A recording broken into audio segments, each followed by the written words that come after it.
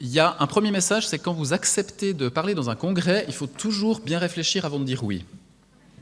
Parce que quand il m'a demandé de parler du futur, puis que j'ai commencé à voir le pré-programme qui s'amorçait, je me suis dit, mais de quoi je vais bien pouvoir vous parler pour être aussi intéressant que les autres orateurs?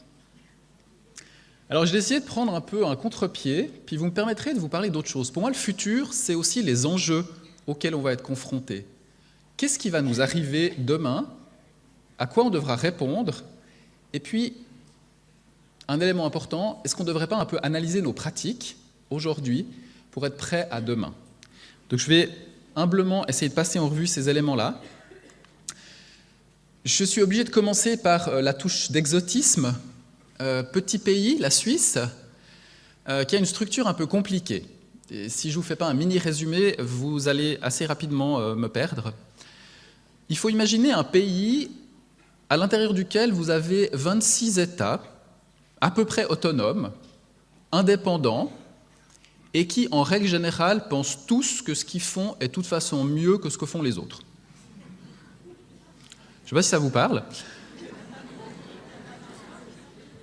On a du coup une coordination, en particulier dans le domaine de la santé, qui est relativement complexe, et tout le domaine de la santé, au sens large, est d'une prérogative de ces micro-États qui sont nos cantons suisses, avec en plus, vous ajoutez quelques couches de diversité linguistique, des variations entre des cantons très urbains et très ruraux, et puis vous avez une organisation qui est du coup très variable selon l'endroit de la Suisse où vous vous trouvez.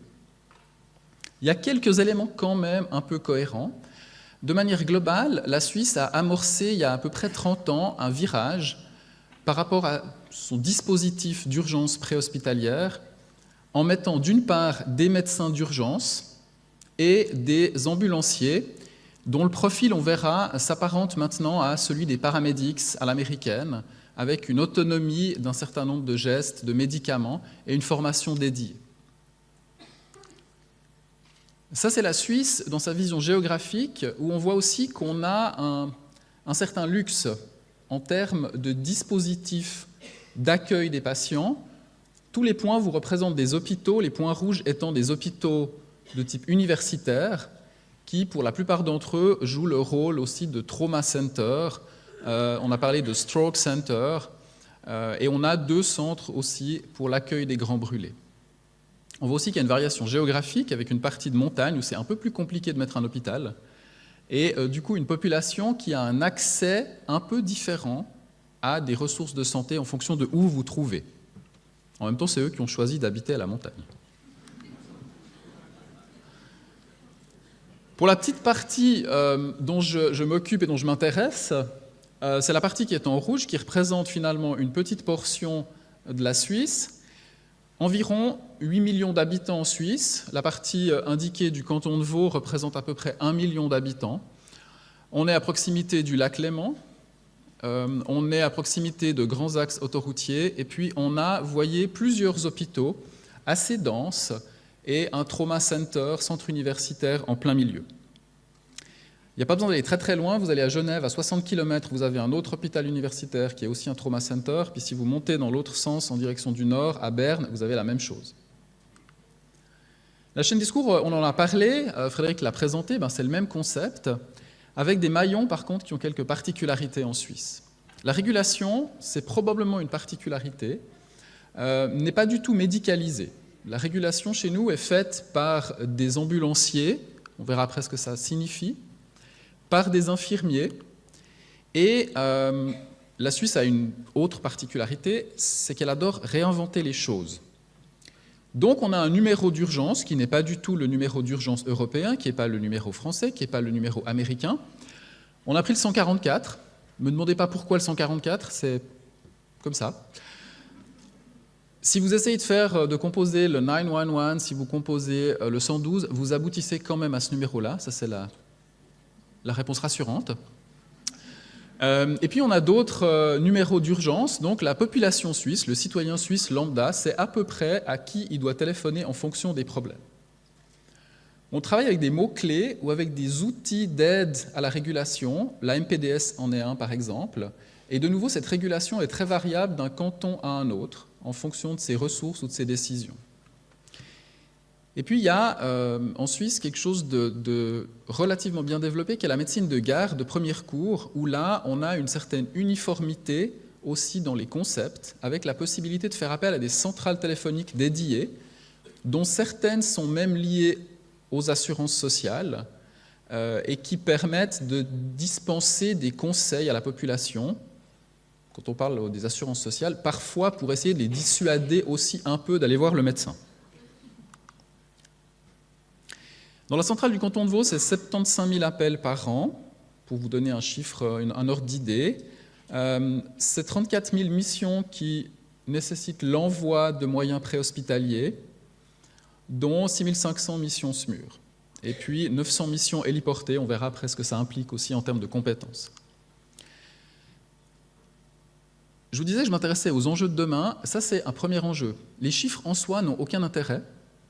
Par contre, l'évolution de la demande est un élément qui est critique actuellement.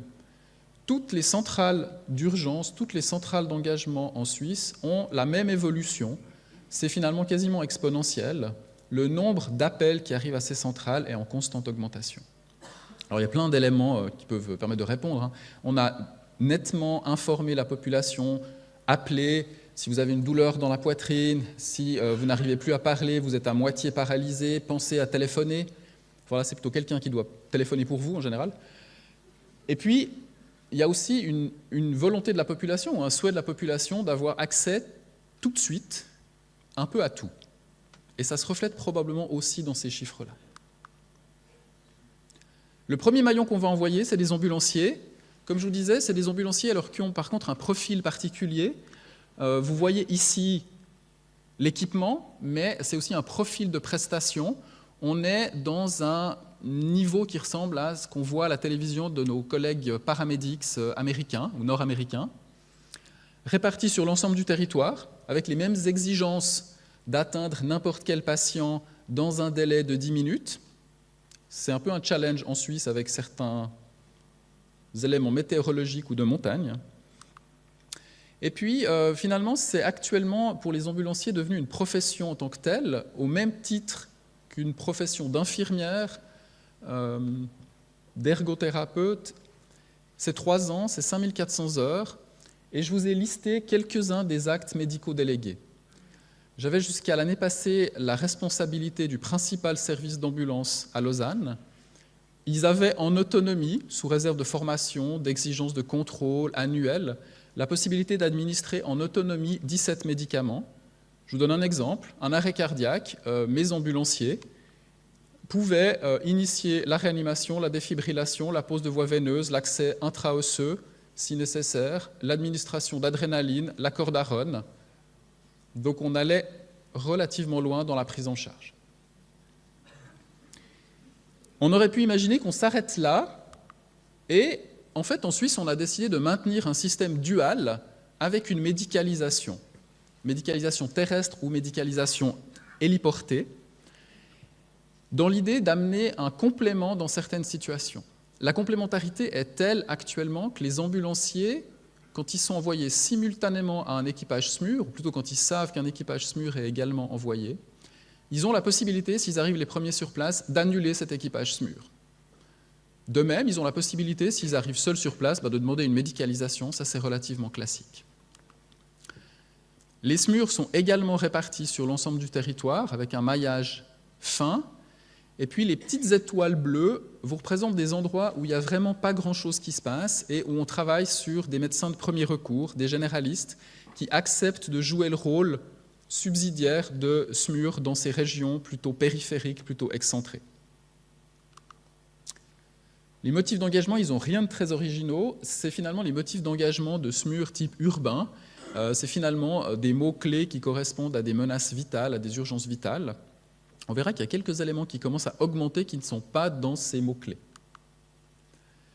Et puis de la même manière que tous les SMUR urbains, on intervient principalement à domicile, un peu sur la voie publique, et on fait surtout des pathologies médicales chez des personnes de plus en plus âgées. Ça, je vais y revenir. On a la chance d'avoir un hélico. C'est sympa, c'est joli. ça pose plein de questions. Le système héliporté en Suisse n'a pas de régulation par les cantons. C'est des systèmes privés qui fonctionnent sous des registres législatifs de fondation. Je vous donne un exemple. Rega, c'est l'ensemble des points rouges qui sont sur cette carte, est une fondation qui finalement met à disposition des hélicoptères, des équipages, pour le bien de la population. Alors, ils ont un modèle de financement qui est très particulier, puisqu'on considère que sur 8 millions d'habitants en Suisse, eh bien, 2 millions d'habitants sont des donateurs qui, chaque année, donnent de l'argent à Rega. Et puis, on crée comme ça une espèce d'assurance qui nous garantit que le jour où on en a besoin, eh bien, les frais d'intervention ne nous seront pas facturés. Et c'est parmi les 3 entreprises en Suisse qui ont le plus haut niveau de respectabilité et voilà, qui gagnent systématiquement ce genre de prix.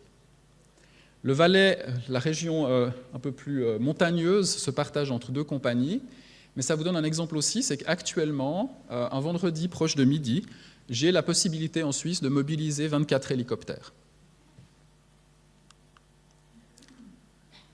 Le team, on va retomber sur la même équipe duale, combinée, avec évidemment un pilote, c'est mieux, et puis un ambulancier de type de nouveau paramédic, qui peut avoir suivi la filière de formation d'ambulancier professionnel, ou qui peut être un infirmier anesthésiste, infirmier de soins intensifs, et un médecin d'urgence, avec des compétences qui peuvent être relativement partagées. On a vécu des situations où le pilote de l'hélicoptère était aussi un ancien infirmier d'urgence, et où le paramédic était aussi pilote d'hélicoptère. Alors on n'a pas toujours ces capacités-là, mais c'est pour vous montrer les teams très particuliers. Ça, c'est un peu tout ce qu'on fait. En fait, on fait à peu près toutes les missions qu'on peut confier à un hélicoptère, et j'ouvre déjà un petit point sur les questionnements. Est-ce que l'hélicoptère est toujours justifié dans toutes ces situations-là? Très clairement, on peut faire de l'intervention en terrain difficile, on peut faire du treuil, on peut faire de l'intervention en montagne, et là, indéniablement, il y a un bénéfice.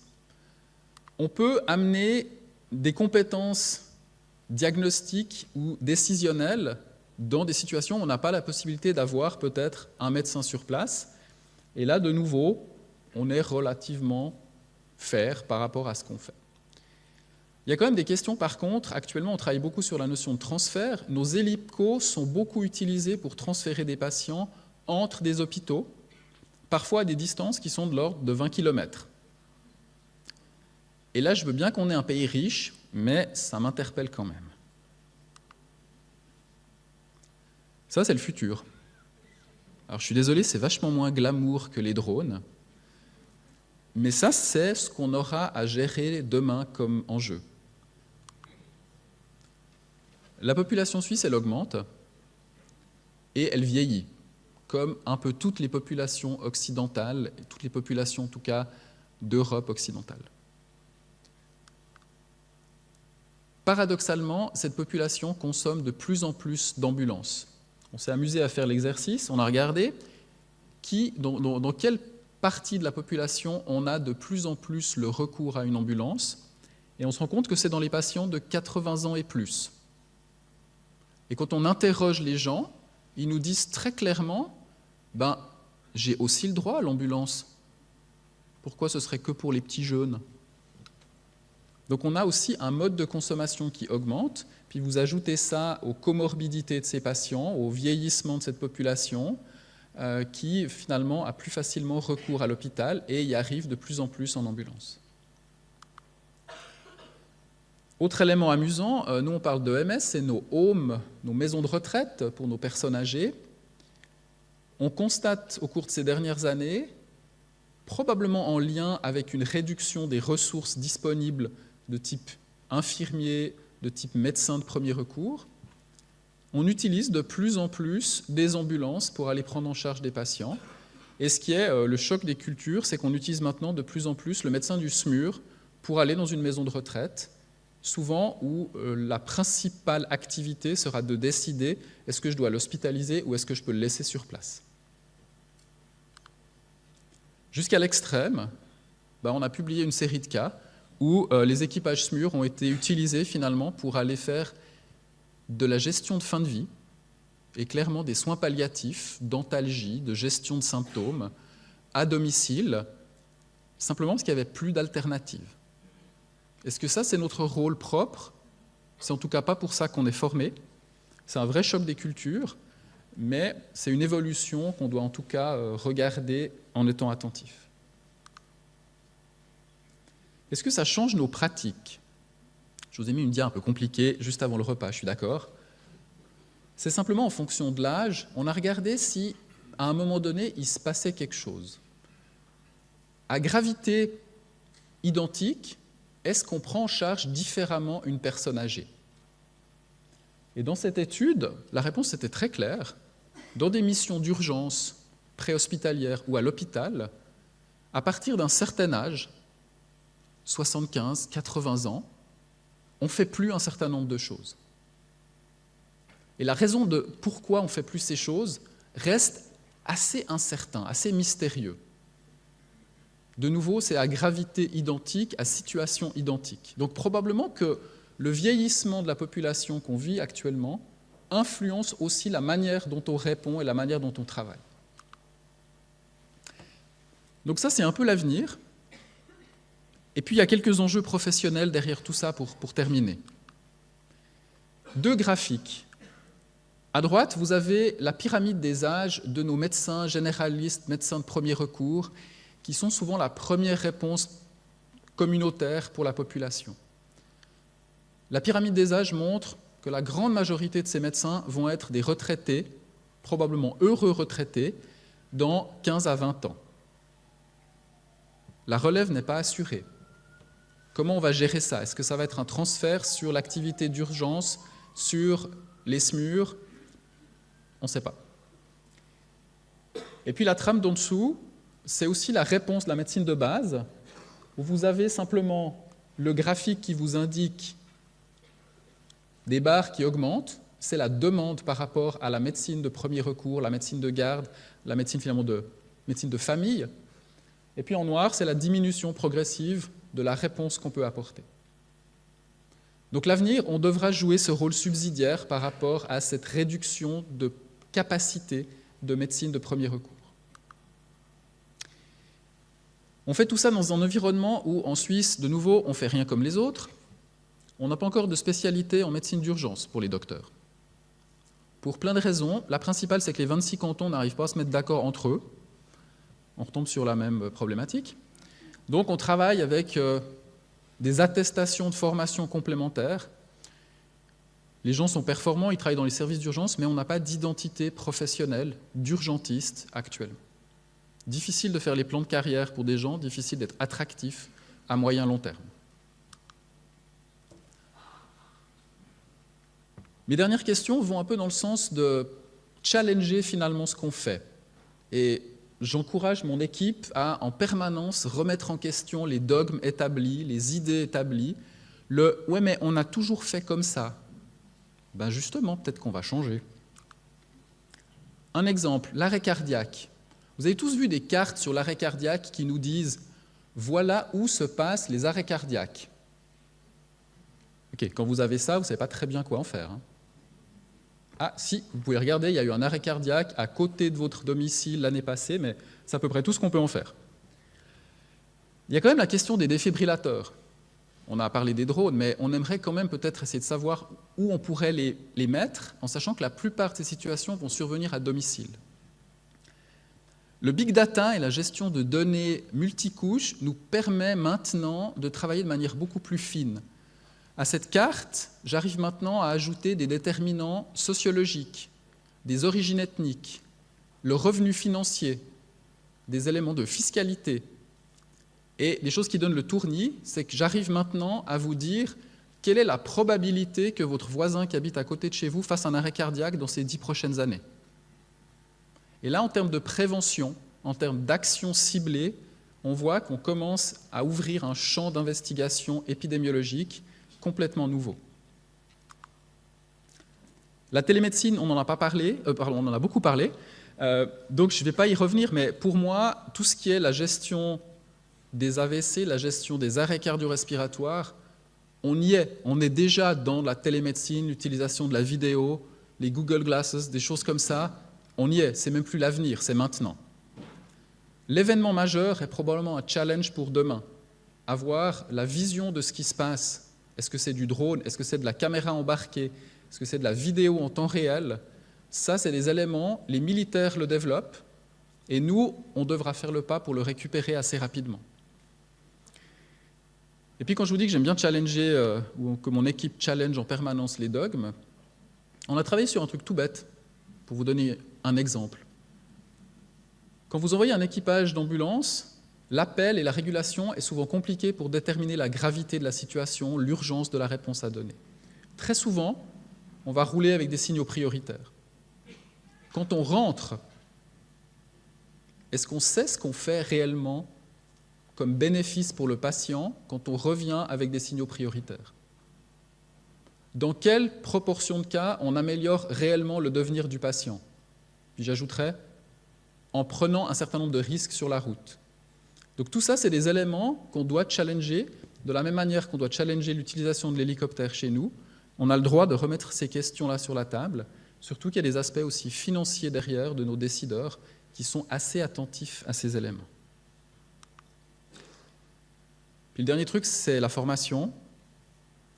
On parle beaucoup de simulation, on parle beaucoup de simulation haute fidélité.